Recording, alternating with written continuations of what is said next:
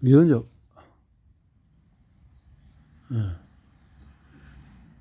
필립 데트머의 면역에 대해서 경이로운 작은 우주. 면역. 당신의 생명을 지켜주는 경이로운 작은 우주. 필립 데트머. 강별청 옮김. 아침에 일어났더니 기분이 별로다. 목이 까끌까끌, 콧물이 줄줄, 가끔 기침이 나온다. 그래도 결근할 정도는 아니지 생각하며 샤워기에 물을 튼다. 먹고 살기는 얼마나 힘든 일인가. 기분이 꿀꿀하다. 누군가 붙잡고 하소연이라도 하고 싶다. 하지만 그 순간에도 우리 면역계는 불평 한마디 없이 해야 할 일을 착착 진행하고 있다. 사실 우리가 계속 목숨을 부지하며 툴툴거릴 수 있는 까닭도 면역계가 이렇게 부지런히 일하기 때문이다. 침입자가 몸속에 들어와서 소중한 세포들을 뭉텅이로 죽여가며 마음껏 설치고 다닌다. 위기다. 이때 면역계가 나타난다. 광대한 거리를 가로질러서 서로 소통하며 전신에 분포하는 복잡한 방어 네트워크를 활성화한다. 이를 분담하고 적절히 통제하면서 이윽고 반격에 나서 수많은 적을 눈 깜짝할 새에 쓸어버린다. 샤워기 아래서 자기 연면에 빠지는 동안에 이 모든 일이 일어나는 것이다. 하지만 이런 복잡성은 대체로 감춰져 있다. 독감이 걸렸을 때도 그저 앓는 소리만 하고 있을 수는 없었다. 내 몸을 내려다보고 푸른 무지를 만져보고 몸속에서 면역세포들이 지금 이 순간 어떤 일을 하고 있을지, 네트워크 어떤 부분이 활성되었을지, T세포들이 나를 보호하기 위해서 어떻게 수많은 침입자들을 죽이고 있을지 눈앞에 그려 보고서야 직성이 풀렸다. 숲에서 잠시 다른 데 정신이 팔려서 살갗이 찢어졌을 때도 마음속으로 큰 보호식에게 고마움을 느꼈다. 큰 보호식세포는 문자 그대로 크기가 큰 면역세포로 상처를 통해서 몸속에 들어온 세균을 쫓아가 조각조각 찢어버린다. 덕분에 우리는 무시무시한 감염을 피할 수 있다. 심지어 그래 놀라 밥을 잘못 먹고 알레르기 쇼크가 와서 급히 병원으로 실려가는 동안에도 비만세포와 IgE 항체가 나를 무서운 음식으로부터 보호하려고 애쓰다가 어찌다가 어떻게 잘못하면 하마터면 죽을 뻔 하기도 한다. 면역계 기초는 면역계는 무언가, 무엇을 방어할 것인가, 세포는 무언가, 면역계의 제국과 왕국. 그래서 선천 면역과 이런 것들, 후천 면역 등등, 허파 면역, 면역계를 진정시키라. 반란과 내전. 면역계의 기초는 면역계는 무언가, 면역계 얘기는 생명 자체의 탄생과 함께 시작이 된다. 약 35년 전에 광대하지만 텅 빈 공간뿐이었던 적대적 환경의 떠돌이 별 위에 희한한 물 웅덩이가 생겨났다. 그리고 생명이라는 사건이 벌어졌다.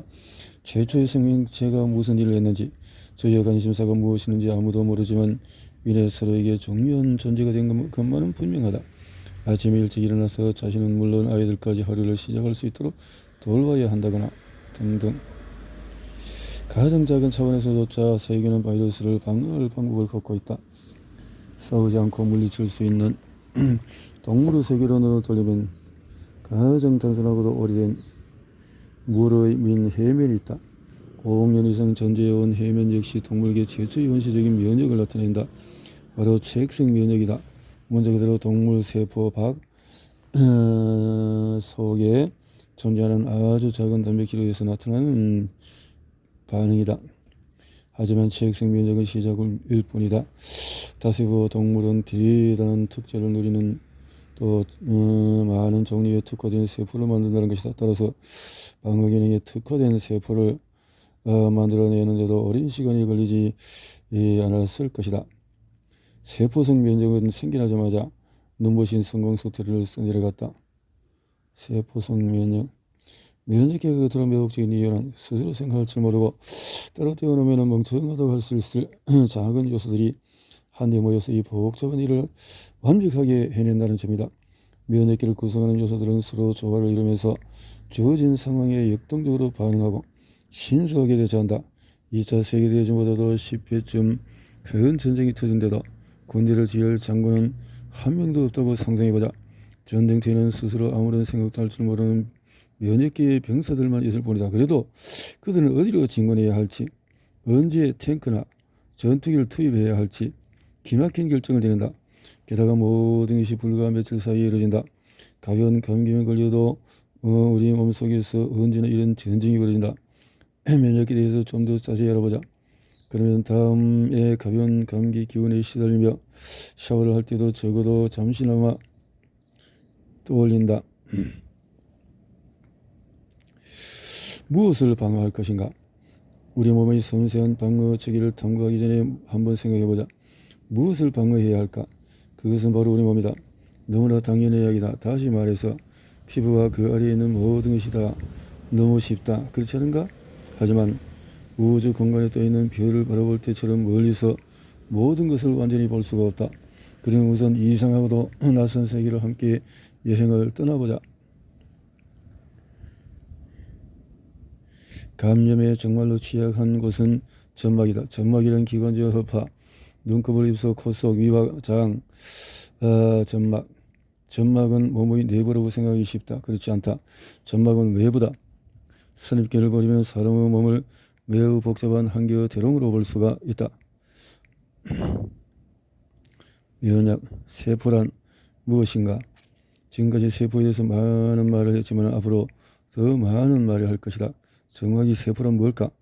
말했듯이 세포는 생명의 가장 작은 단위다. 확실히 살아있다고 말하는 것 중에서 가장 작다는 것이다. 방 안의 바닥부터 천장 이리까지 물건이 가득 차 있다고 생각해보자. 헤아릴 수 많은 모양이. 자, 쌀알, 수천 개의 사과, 복숭아, 수십 개의 수박이 방을 가득 채우고 있다. 실제 세포 속은 이런 모습에 가깝다. 인간의 세포 속은 수많은 분자로 가득 차 있다. 절반은 물 분자다. 세포 나머지 절반은 채우는 것은 대부분 수많은 단백질이다. 자, 이렇게 적혈구, 신경세포, 상피세포, 지방세포, 근육세포, 상피세포, 면역세포 이렇게 한다. 이쯤에서 단백질에 대해서 간단히 짚고 넘어가야 되겠다. 면역기와 세포 이렇게 미시세계를 이해하는 데 엄청나게 중요하기 때문이다. 단백질은 너무나 다양하고 유용하다. 바로 이것이 생명의 암호.